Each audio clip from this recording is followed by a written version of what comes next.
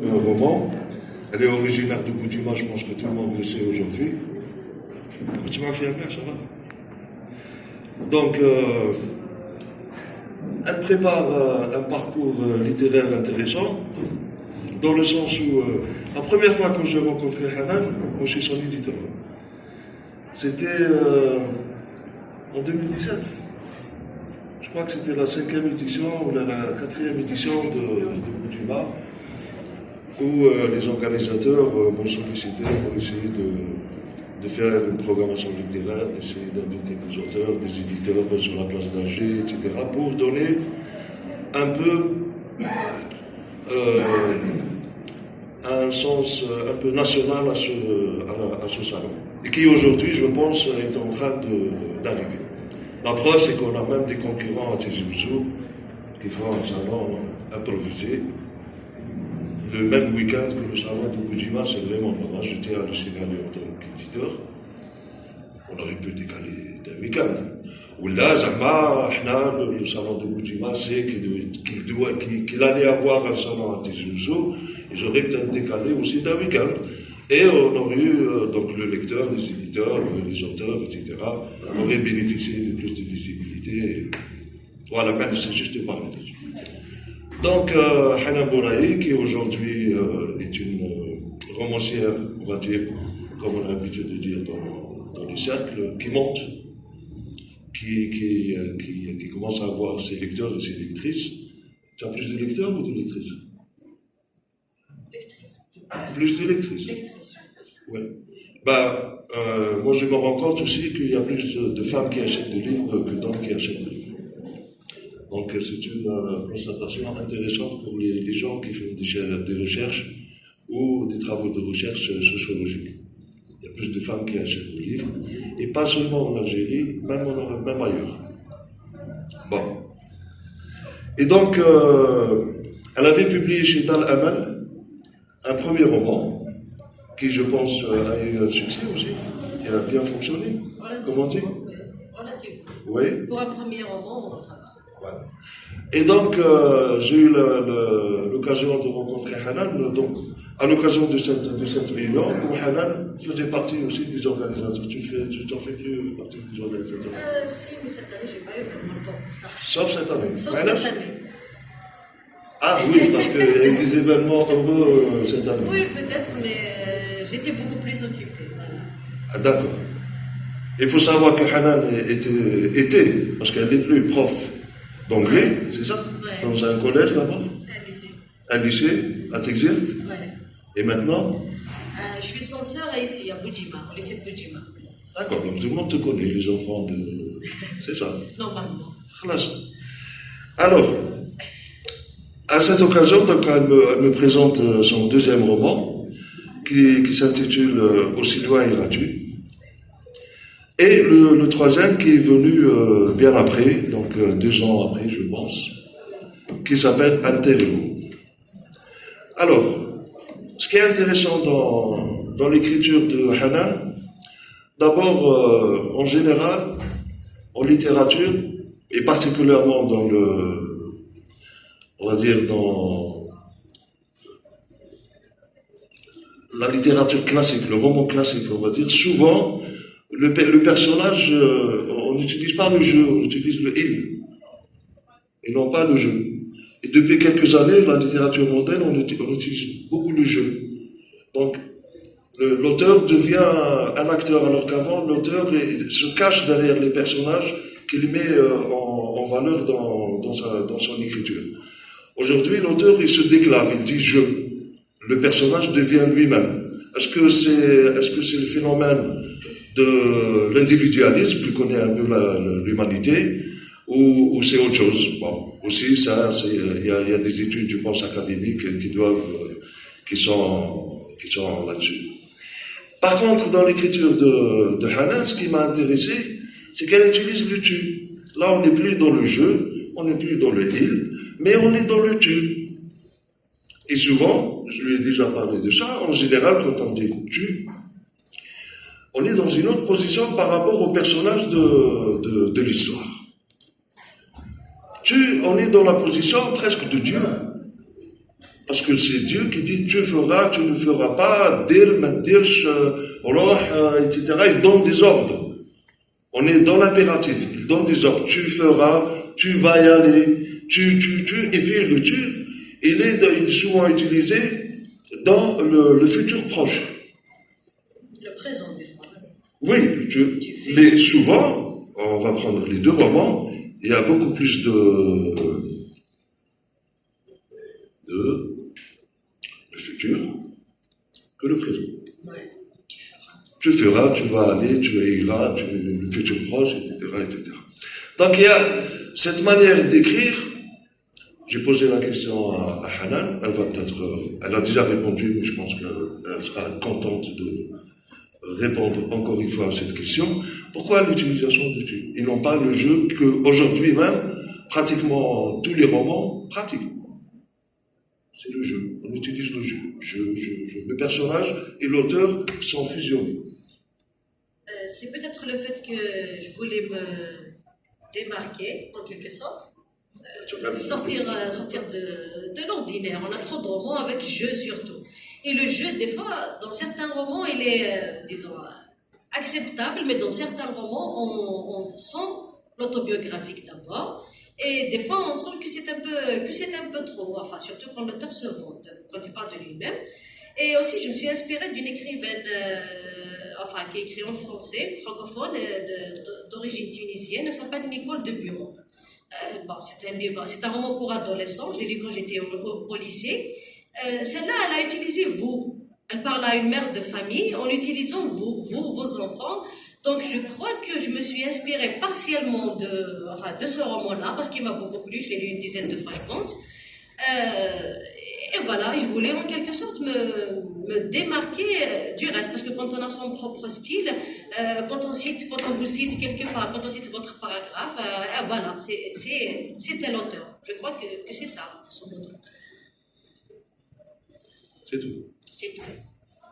D'accord. Et la question essentielle aussi dans l'écriture de Hanan, c'est la femme. Est-ce que la femme parce que tu es une femme, ou la femme parce que c'est un genre qui te pousse d'abord à l'écriture? Je crois que même si j'étais un homme, j'aurais écrit sur la femme. Ah, donc c'est la femme qui t'intéresse. C'est la femme qui m'intéresse. Et non pas, c'est-à-dire parce que tu es une femme. La femme en tant qu'être humain. D'accord. Pourquoi la femme? Parce qu'il y a beaucoup de discussions, il y a beaucoup de débats sur la femme. Il y a beaucoup de Coran, il y a beaucoup de choses. On parle beaucoup de la femme. Premièrement, je pense qu'on ne devrait pas en parler. Pourquoi on ne devrait pas en parler? Parce que la femme est un être humain avant tout. Ce sont peut-être depuis la nuit des temps, la femme a été malmenée, la femme a été peut-être glorifiée, donc il y a beaucoup de choses à dire sur la femme. Et bien sûr, partiellement parce que je suis une femme.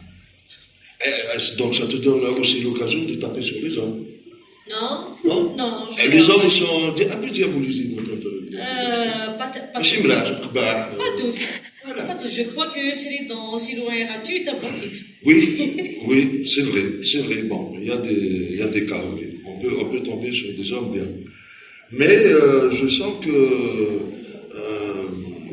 tu reproches des choses aux hommes dans la littérature. Aux femmes aussi. Dans ton parcours littéraire. Aux femmes aussi. C'est-à-dire, quand on est opprimé, si on accepte d'être opprimé, c'est qu'on est fautif. Hein. Donc l'ennemi de la femme, c'est la femme. Quelque part. Ouais. Elle est fautive aussi quelque part. Quand on est opprimé, on ne cherche pas à se libérer. Pourquoi elle est fautive? Parce qu'elle est opprimée, elle dit rien. Elle dit ça. Parce que je parle au plus. Elle doit le dire d'une manière ou d'une autre façon. Tu le dis, toi. Donc, alter ego, c'est une histoire de jumelles. Ouais. Et là, en fait, tu as décidé, parce que il y a de l'antagonisme et de la contradiction et de la dichotomie dans les deux personnages. C'est-à-dire que tu as choisi la première jumelle qui est, comme tu dis, soumise à l'ordre établi, à la société, etc., c'est-à-dire الطفلة تقرا تروح للجامعة وبعد تتزوج وبعد دير الدراري وبعد etc. C'est-à-dire le chemin classique, on va dire, d'une société traditionnelle. Et le volte-face, le face-à-face, l'autre qui est au fait, elles viennent toutes les deux d'un seul corps et elles portent en elles deux personnalités complètement différentes.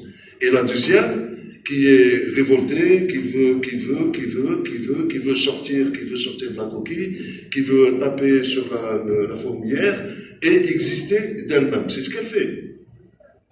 Et quelque part, elle réussit un peu. Mais l'autre aussi réussit.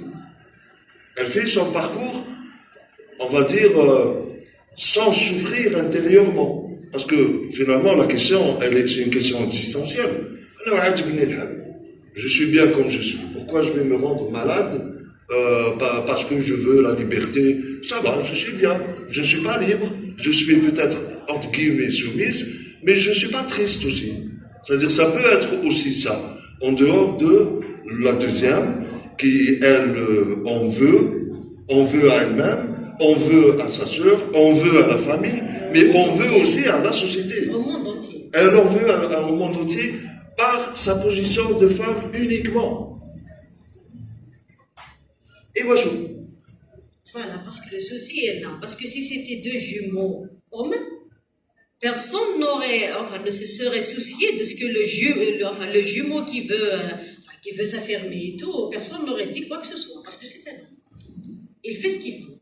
Là est toute la différence. Et n'oublions pas que, je ne sais pas si tout le monde a lu le roman, à la fin du roman, la jumelle qui se révolte n'existe que dans la tête de celle qui se dit, voilà, je suis heureuse et tout, mais au fond d'elle-même, elle pense à autre chose. Donc, elle a eu même des troubles psychologiques, ce qui l'a conduite à consulter et à raconter tout ce qu'elle imaginait dans sa tête, pour finir guérie, entre guillemets, parce qu'on ne guérit jamais de ce genre de choses.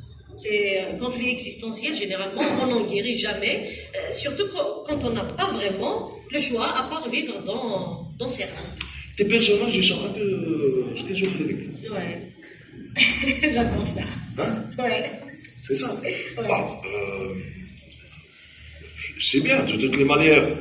La littérature sert aussi, c'est une thérapie quelque part, hein, une thérapie d'abord personnelle, hein, parce que évidemment quand on est dans un processus de création, quelle que soit la création, ici on parle de littérature, d'écriture, mais c'est un peu comme les arts, là dans l'exposition qu'on a ici, c'est aussi quelque part une thérapie par rapport à soi.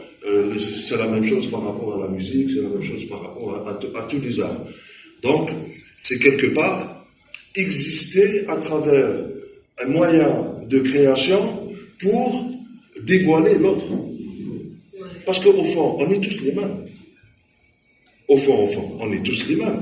On est tous bons et mauvais en même temps. En nous, il y a le côté bon, il y a le côté mauvais. On peut être nasoulah comme on peut être le lendemain très. C'est un peu ça. Et donc c'est tout le temps, en fait, le travail sur soi qui est comment travailler sur soi pour devenir un bon être humain, quelque part. Et ton travail d'écriture, j'ai l'impression qu'il est dedans. Là, il s'agit de femme parce que tu me dis, parce que je suis une femme. Mais tu me dis aussi, si j'étais un homme, j'aurais écrit sur la femme. Pourquoi la femme? Parce que la femme, elle donne la vie. Enfin, je pense. Hein. Je pense à ta place, tu réponds. Non, parce que, quand même, sans la femme, on serait pas là, de toute façon. Hein. Donc, je crois que le débat, il ne doit même pas se poser.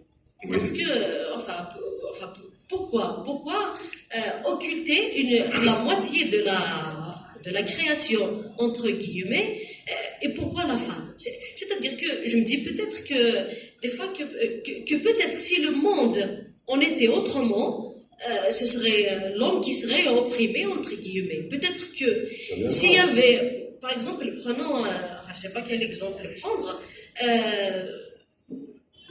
je sais pas, si certaines femmes, je dis bien certaines femmes, au début de l'humanité, dans l'ère préhistorique, et apparemment, selon des recherches, la femme n'était pas si soumise que ça dans l'ère préhistorique. On dit qu'ils ont découvert qu'elles étaient des chasseuses, qu'elles avaient presque le même rôle que l'homme. Donc, quand est-ce que ça a basculé? Justement, c'est le moment où tout a basculé. Si les choses avaient basculé dans le sens inverse, c'est-à-dire que c'était les femmes qui avaient pris le dessus sur les hommes en nombre et en force, peut-être que on n'en serait pas où on est aujourd'hui. Donc c'est quelque part un dérèglement d'une certaine société qui a tout déréglé jusqu'à nos jours. Et pourquoi le débat ne doit pas se poser? Parce que ce dérèglement n'aurait pas dû tout simplement avoir lieu.